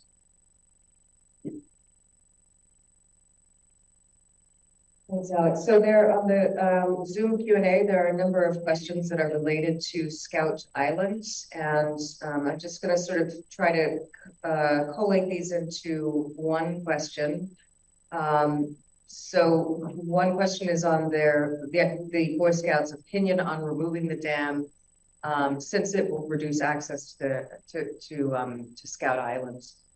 So I don't have a formal opinion from the Boy Scouts of America. I know that somebody from the Scout House was at the last, somebody here maybe. So I don't believe they've taken a formal position. I think they have a lot of concern about maintaining the access to Scout Islands. And that is something that we would ensure was part of, any project, because it's obvious. I mean, as I mentioned before, the town doesn't own Scout Island, and we have no interest in cutting off access to something that is basically a very important part of scouting in Concord and in the area. So let me see if there are other questions here. So the solution appears to, that's another scout question. Would removing the dam also kill the invasive plants since they will now be under free flowing water, deeper water, or will it merely move the invasives downstream? That's a great question. I mean, there's always a seed bank of invasives that are left, but the invasives that are in Warner's Pond right now really thrive in these stagnant, non-moving, deeply mucky sediments, which is what the current condition of Warner's is right now. And you know, as part of a dam removal alternative, there's a sediment transport evaluation that looks at how sediments move. The goal would be to make sure that nothing is sort of pushing down into lower Neshoba Brook or into the Assabet River. And then also to do monitoring and management of, you know, any areas that now are wet that would then become, you know, sort of emergent wetland areas, making sure that loosestrife and all of our other invasives that are problematic don't come in. So that is a good question. Everybody's questions are good questions. Generally, dam removals have a positive impact on restoration of fish species migration. Can you comment further on this, especially on monitoring post-removal?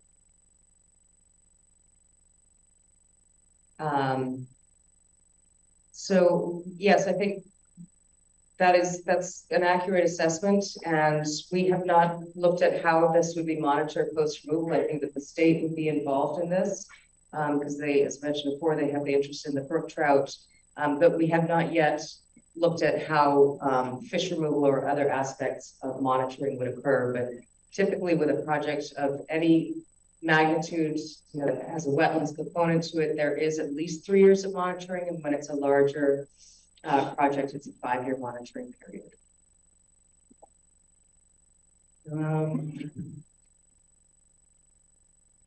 Somebody has asked if there are any old maps of the watershed from before construction of the dam, and if so, is the path of the stream and size of the pre-dam pond similar to what is expected with dam removal?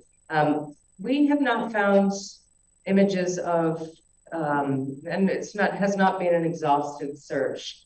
So we don't have an answer to that question just yet. How long would it take for the drained area to convert to wetlands, riverbank type ecosystem? How do we make sure that native flora grow and non-invasive plants? Is this a managed process or do we leave it up to nature?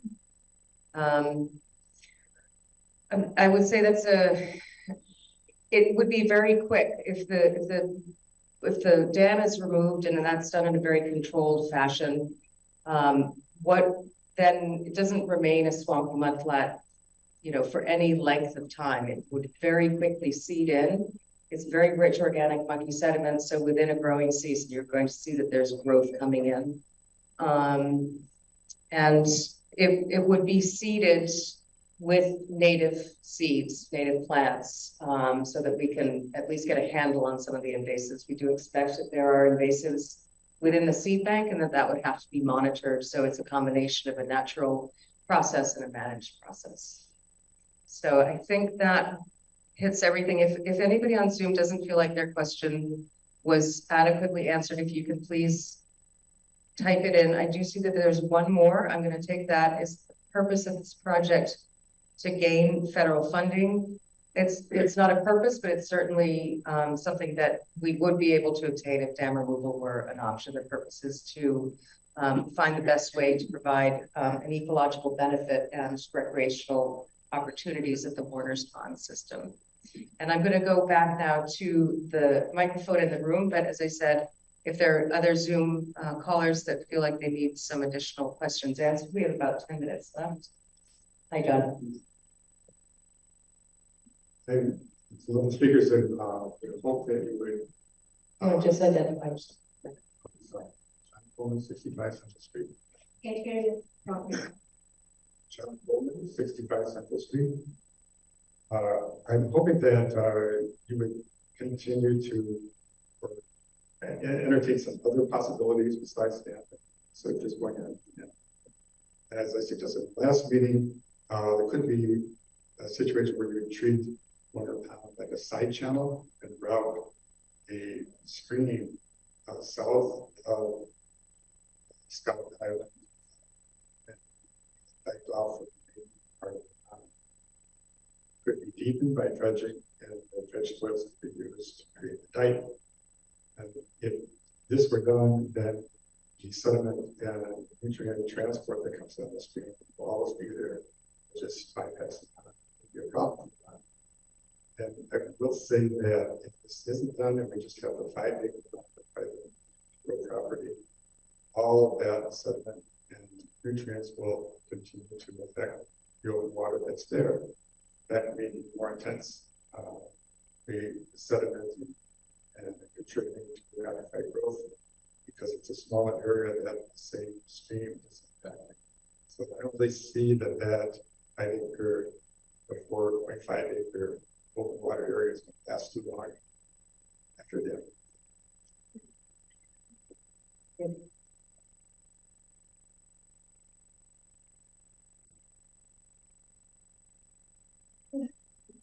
Hello, my name's Alright. I'm a resident of West Concord, living in Commonwealth Ave. I'd like to address disparity in the cost associated with dredging Morris Pond. According to market data provided by the U.S. Army Corps of Engineers, the average dredging cost is about $10 per cubic yard.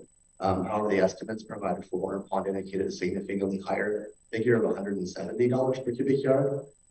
This raises questions about the accuracy and competitiveness of the quotes. To ensure transparency and responsible resource allocation, it's crucial that we seek multiple estimates and understand why these costs are deviating from the market. Moving forward, does the town plan to release detailed breakdowns of any bids received to date? And 2, are you planning on soliciting more bids to ensure a fair and competitive offer?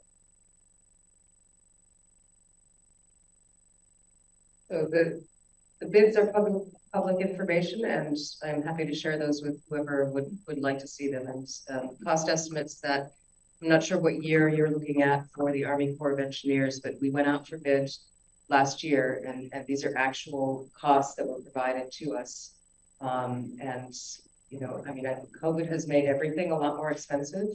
The initial estimates that were developed in August, I think it was August of last year, were closer to 3 million rather than the, I think, 2.5 that was previously estimated. The bids came back 3 times that amount. So that's not an inaccuracy in forecasting. That is what the actual market conditions are providing us with. We wouldn't go back out for bid on something like that. We have talked with other bidders, and that has, apparently that's what dredging now costs. So how many bids did you receive? We received 1 bid within the time frame of the bidding and 1 that came after.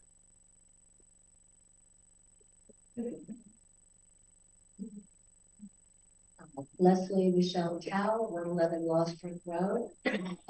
I thank you for all the work and the excellent presentation. I have lived Lost Brook across from Warner's Pond for 38 years and have seen the degradation of the pond over that time. I have 3 things. One is a clarification question. Did you say that the town, through various organizations, already had $2.5 million in hand for dredging? So yes, and there was an additional 550,000 that was authorized by town meeting of this year for design and dredging.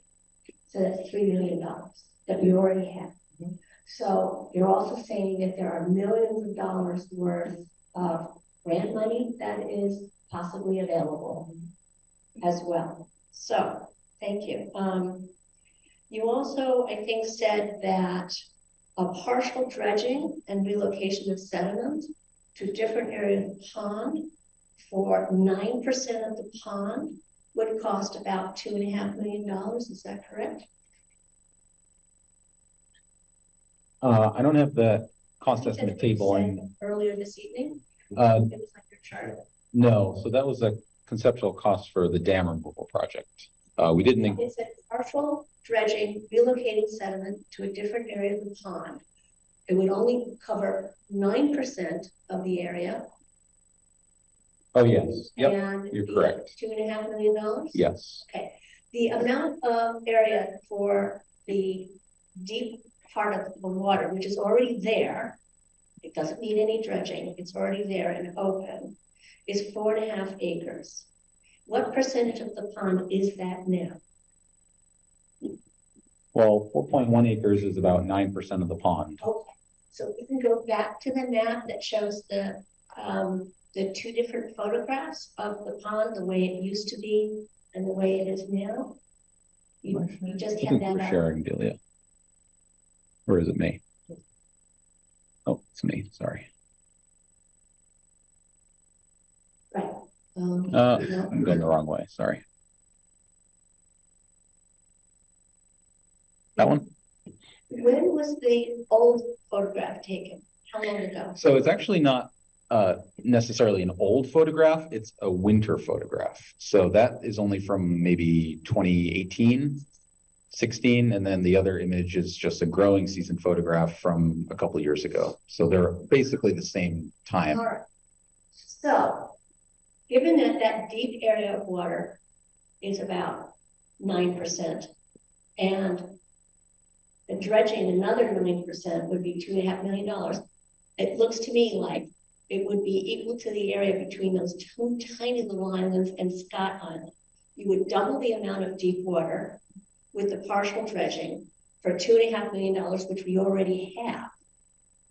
And we could get another millions of dollars either to do the dredging and then use what we already have in hand to do the amenities without having to ask for any more additional. Well, so just to clarify, and this was brought up in the first presentation, grant funding is not generally, or dredging projects are not generally something that are funded through grant programs that are currently available. It would be for the dam removal.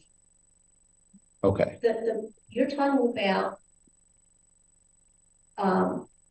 removing the dam would be $2.5 million, right? Yes. So removing the dam would be $2.5 million. And we could get funding for that, and then we can use what we have in hand for the dredging to increase the amount of open water. Boy Scouts could still paddle to Boy Scout Island. We'd have more for fish and etc. And I don't see why that would be a perfectly reasonable thing to ask the town, which just voted $113 million for a school that will last maybe 50 years. And if we do this big dredging project of only 9% of the pond and all these other amenities, it should last another 100 years. So to me, that's an economically feasible and positive. Thank you. I appreciate the comments. And I have one other question. If the dam removal goes in place to keep, what's to keep this huge watershed from rebuilding up the sediment and the growth of invasive species like that purple loosestrife that's everywhere, which takes over in a split second? So sediment naturally moves downstream through rivers and streams. And so without the physical obstruction of the dam, there would be nothing to cause the sediment to accumulate in the pond or within the new stream channel. Settlement is coming from the center of West Concord Village direction and going northwest. No, the opposite. Exactly. So I don't. So my question is, would that be washed? How long would it take for those sediments to come back in? And also these invasive species like purple loosestrife to come in and take over. I think if you look at the upstream and the downstream areas of Neshoba Brook, that gives sort of an image of what it might look like once, you know, the stream is restored to a natural condition. So the sediments, you know, once the dam is removed in a controlled manner, then whatever sediments are there, you know, some will get washed down. I think that's fair to say. And then it's just under extreme storm events that you would see a natural stream process as you would see in any other river or stream. So it's the same sort of condition. That's And what's happened in Sudbury with the purple loosestrife everywhere, so. so we are very fortunate, and Concord and Sudbury has as well done some beetle releases. The Land Trust, the town, U.S. Fish and Wildlife released 2 species of Galaricella beetles that have done a lot of biocontrol of the purple loosestrife. So that may be something that we look to do more of. But you can see on a lot of the loosestrife around town, there's actual beetle damage, and so you don't see the same monocultures that we saw, 10 or so years ago. Thank you. Thanks very much. Hi, Donna Tisdale. Yes, go ahead. Sorry. I'm sorry. I'm an advisor of the pond. I love it. No one's addressed the third option. How long would it take for the pond to die a slow death? That way it would cost no money other than maybe whatever maintenance. How many years are we talking? I probably won't see it in my lifetime. Well, my grandkids, well, they're grandkids. It's been there 100 and whatever, 50 years already, with some help. But how long, if we just leave everything the way it is, could it last? If we don't dredge, if we don't get rid of the dam, help it out a little bit here or there, do what we can. What would you say? What would your best guess be for our dam, for our pond? No one knows the answer to that question right now. And basically to answer that question, would take some modeling that hasn't been done to basically extrapolate, the amount of sediment that's moving in and kind of how things would change over the years. But I think the general trajectory of the pond has been downhill over the past several decades, and that's a result of sediment and nutrient accumulation. So, the no action alternative is something that we do talk about in our report. And, as you said, the primary benefit is that it doesn't cost any money. But it's also not doing anything to improve the resource in any way. So all the recreational and aesthetic qualities that the pond provides now would just continue to slowly decline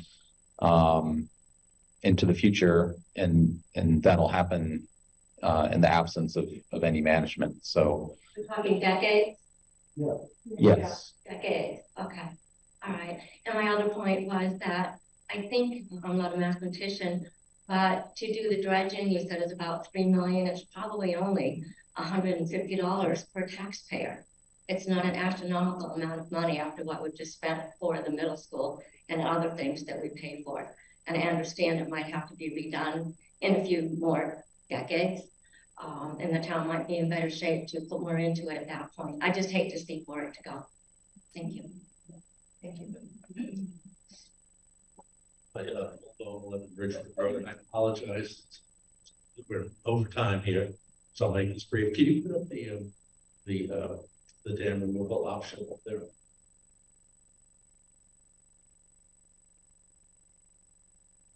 Thank you. I think Warner's Pond is a lovely pond, and it's a resource, just to West Concord and others. But I think there are other ways of looking at Warner's Pond other than a singular resource. And when I look at this schematic, when I look at the dam removal option, the word that comes into my mind is connectivity. The way it's outlined here and the way it's been described, there's potential connectivity if you're a kayaker, a boater, a recreation all the way from Route 2 past Commonwealth Avenue into the Assabet River. I think that's important in terms of taking advantage of Warner's Pond as a resource for the entire town and to connect it to other aquatic resources. I think when we put together the town put together the concept of Bruce Freeman Rail Trail, that was a concept to connect pieces of town together to make the town more cohesive. I see this Warner's Pond and this dam removal option playing that role, increasing recreational opportunities and connecting pieces of the town. So as a kayaker and as a member of the Recreation Commission, full disclosure, I think this would maximize the recreational opportunities for the pond and beyond. And also, as I've listened today, enhancing the ecological aspects of the schematic as well. Thank you. Thanks, Paul. I want to just take one more second. There was one more question on Zoom that I overlooked. It was a question regarding buckthorn, that there's a lot of buckthorn and other woody invasives around the pond edge, and what would happen if to the buckthorn if the dam were to be removed. And I think we still need to do more to understand that, but the condition of the deep mucky sediments that are currently at the underneath Warner's Pond and would be the wetland base if the dam were to be removed would be much more conducive to emergent wetland plants. So cattail and things that are not woody like buckthorn. And there's a second part to that question about what happens when I'm not sure I quite understand, but it's how does removal, if I can pull the question up again. Once a pond is dredged, is lowering the level during the winter to kill growth along the edge. And I don't know if that's something that you want to well, it sounds like they're making a reference to drawdown, which I think we did talk about a little bit earlier. So I'm not sure if there's more to say on that, unless I'm not understanding the question. And I would also just encourage, if you have not had an opportunity, this is the report that is available on our website. It is the Warner's Pond Alternative Analysis Report, and it does provide a lot of information on previous studies and really gets into the depth of why the preferred alternative is the dam removal. We understand that there's additional discussion and feedback that we would like to continue with the community. And I would like to thank everybody for coming and for commenting and for listening to the presentation and taking the time. I know that everybody is very busy, so thank you very much.